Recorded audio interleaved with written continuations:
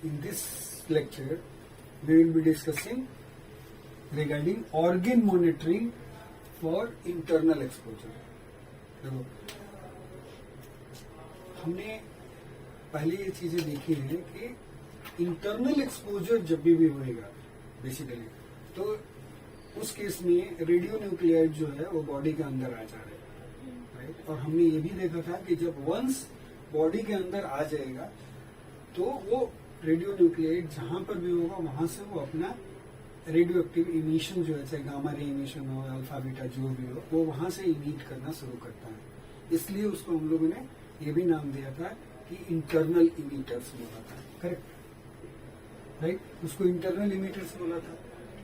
तो वो इंटरनल इमिटर्स जो हैं, जो पेनिट्रेटिंग है बेसिकली, जो बॉडी को पेनिट्रेट करके बाहर आ जाएंगे, उनकी मॉनिटरिंग जो है, दे कैन बी मॉनिटर्ड और quantified in vivo monitoring by in vivo monitoring. उनको कितना अमाउंट जो है इंटरनल इमिटर का बॉडी में डिपॉजिटेड है, उसको हम लोग क्वांटिफाई कर सकते हैं by in vivo monitoring. In vivo monitoring मतलब कि बॉडी के अंदर है, राइट, और बाहर से हम उसको मेजर कर सकते हैं, राइट। ह्यूमन बॉडी के अंदर basically, correct.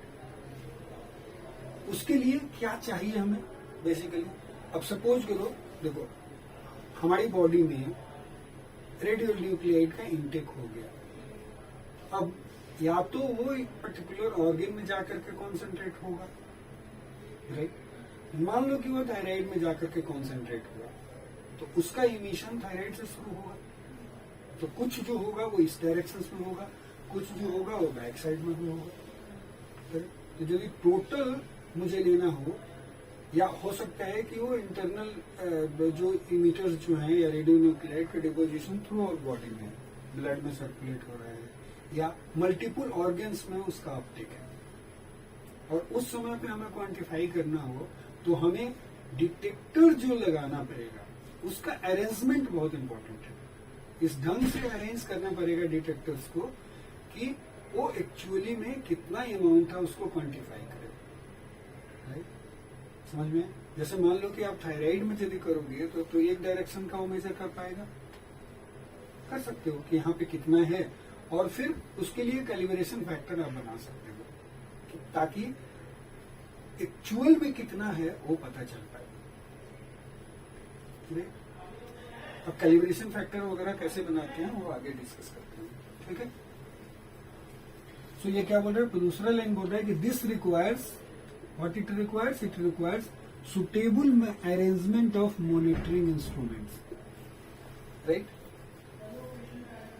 Arrangement of monitoring instruments मतलब वो इंस्ट्रूमेंट जो डिटेक्ट करे, उसको मॉनिटर करेगा, उसका एक सुटेबल अरेंजमेंट होना चाहिए to measure the radiation as they emerge from the body, correct, सही है। Measurements are normally made with scintillation और सॉलिड स्टेट डिटेक्टर से मेजर करते हैं। गामा कैमरा से कर सकते हैं, पेट से भी कर सकते हैं। पेट का सबसे बड़ा फायदा क्या है? 360 डिग्री रोटेशन, 360 डिग्री से में डिटेक्टर्स हैं उसके, वहां क्वांटिफिकेशंस बिल्कुल एक्यूरेट होगा। बिल्कुल एक्यूरेट तो नहीं, लेकिन more accurate then any other instruments, right. क्योंकि वो एक पूरे सर्किल में उसके ये डिटेक्टर्स हैं। यदि वो बिल्कुल टनल की तरफ पूरा होल बॉडी बना दिया गया तो एक ही बार में होल बॉडी की काउंटिंग हो सकती है, right. Whole body will be surrounded by the detectors, ठीक है। तो ये सुटेबल अरेंजमेंट की बात बोल रहे हैं। और डिटेक्टर जो होता है वो सॉलिड स्टेट होगा या सिंटिलेशन होगा। जैसे सॉलिड सिंटिलेशन का तो पता ही है, सोडियम आयोडाइड थाली में एक्टिवेटेड, या वीजीओ या LYSO, LSO जो पेट में यूज होता है। सॉलिड डिटेक्टर्स में जो आ जाएगा CZT डिटेक्टर्स, जो अभी वहां पे लग रहा है हमारा मोबाइल ऐप में, राइट, उससे भी मॉनिटरिंग हो सकती है, fine. A number of detectors are often arranged in array to increase their surface area and detection efficiency. Naturally देखो, पहले number of detectors are arranged in the array, जैसे वहां पर भी एक सर्कुलर फैशन में पेट में ये है लगा हुआ है। उससे क्या होता है, एक तो सरफेस एरिया इंक्रीज करेगा, तो मतलब मैक्सिमम एरिया जो होगा वो क्या करेगा, कवर करेगा आपका, और उससे क्या होगा, ये आपका डिटेक्शन इफिशियंसी भी इंक्रीज होगी, क्योंकि maximum number of detection efficiency क्या है,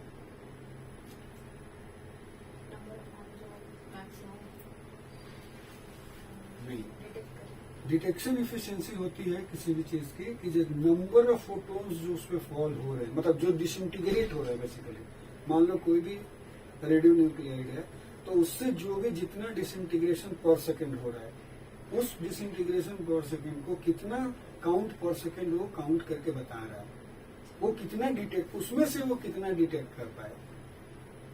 तो यदि मान लो कि हमारा 4 पाई ज्योमेट्री होगी, जो नियरली 4 पाई ज्योमेट्री जो है हमारा डोज कैलकुलेटर में होती है, तो बिल्कुल उसको इमर्ज कर दो, राइट, तब तो जाकर के वो क्या होगा, उसकी मैक्सिमम डिटेक्शन इफिशियंसी हो जाएगी। जितना डिसइंटीग्रेट होगा सारे के सारे डीके हो जाएंगे, मतलब डिटेक्ट हो जाएंगे।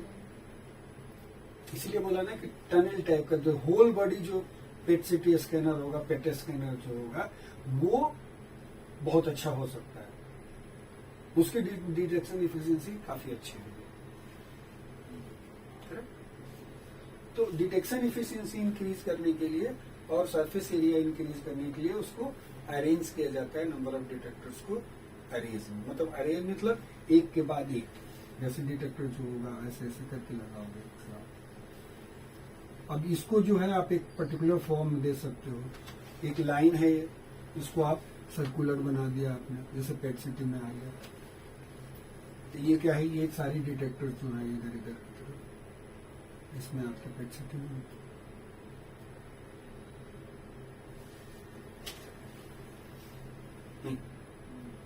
करेक्ट। द सिस्टम जो है उसको क्या करना है, आर कैलिब्रेटेड, उसको कैलिब्रेशन करना जरूरी है using phantoms which simulates the measurement geometry. देखो फैंटम्स क्यों कैलिब्रेट करना जरूरी है, क्योंकि हमें ना क्वांटिफाई करना है कि कितनी अंदर एक्टिविटी है। हम जब तक नोन चीज नहीं लेंगे, भाई मान लो कि ह्यूमन बॉडी का है, ह्यूमन बॉडी को क्वांटिफाई करना है, तो हम एक ऐसा फैंटम ले सकते हैं, जैसे आगे इसने बताया भी, यहाँ पर हमने बताया भी है कि सिंपल कैलिब्रेशन जो है वो हो सकता है कि हम क्या करें कि एक टिश्यू इक्विवेलेंट फैंटम ले लें या टिश्यू इक्विवेलेंट कंटेनर ले लें, right, which is filled with the solution of radio nuclides being investigated. जैसे मान लो कि आपको डाउट है कि आयोडीन का इंटेक हो गया,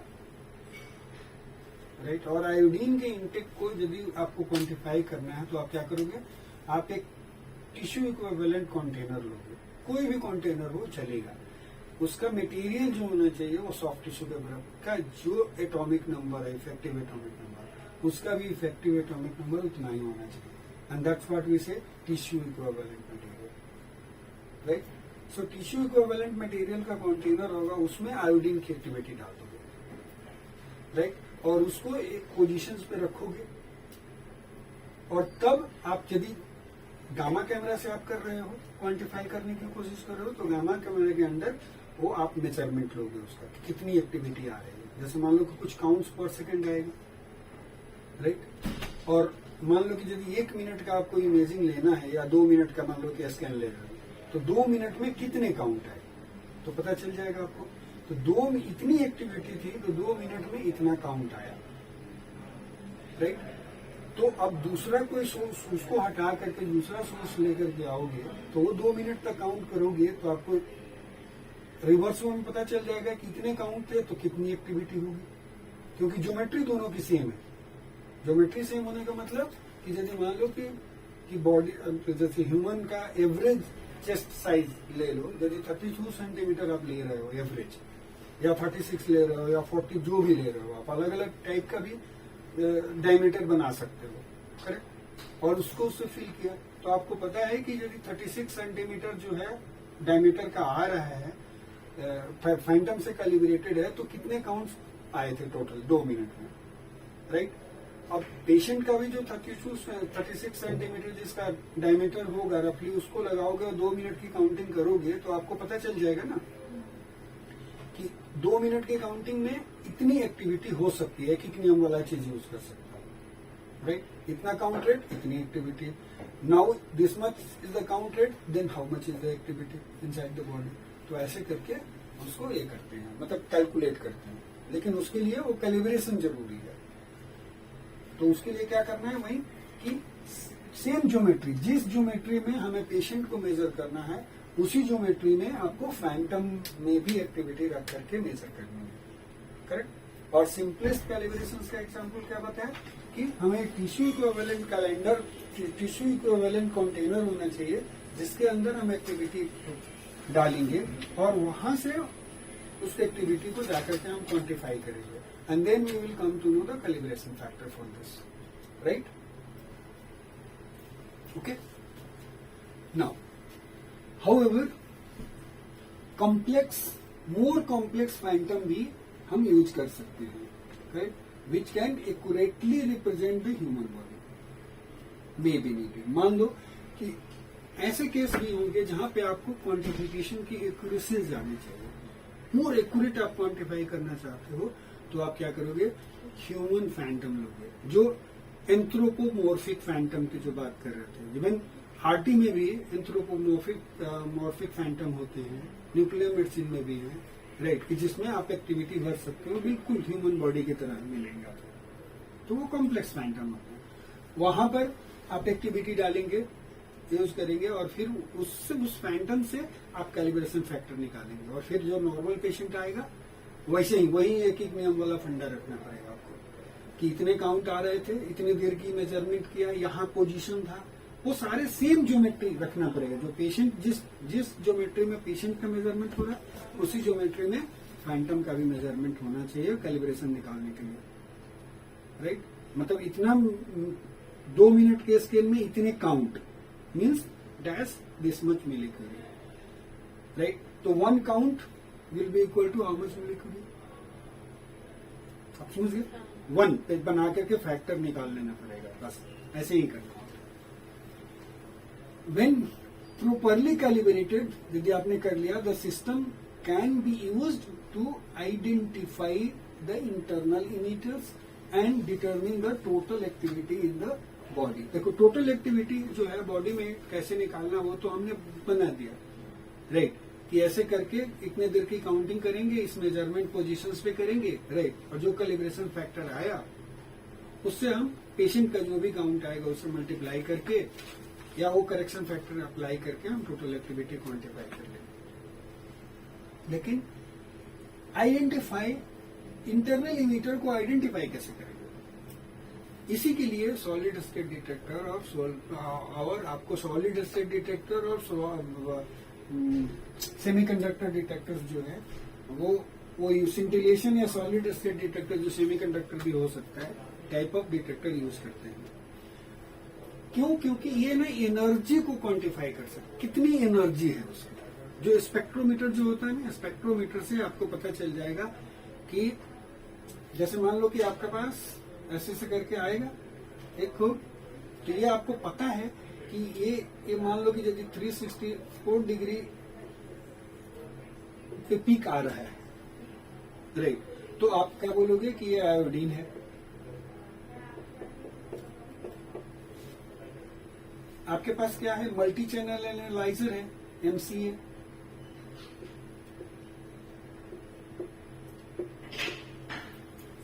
जब आप गामा कैमरा का, जब कोबाल्ट सोर्स का जब इमेज लेते हो तो आता है ना स्पेक्ट्रम, तो उस स्पेक्ट्रम में तो हर एनर्जी दिखाता है।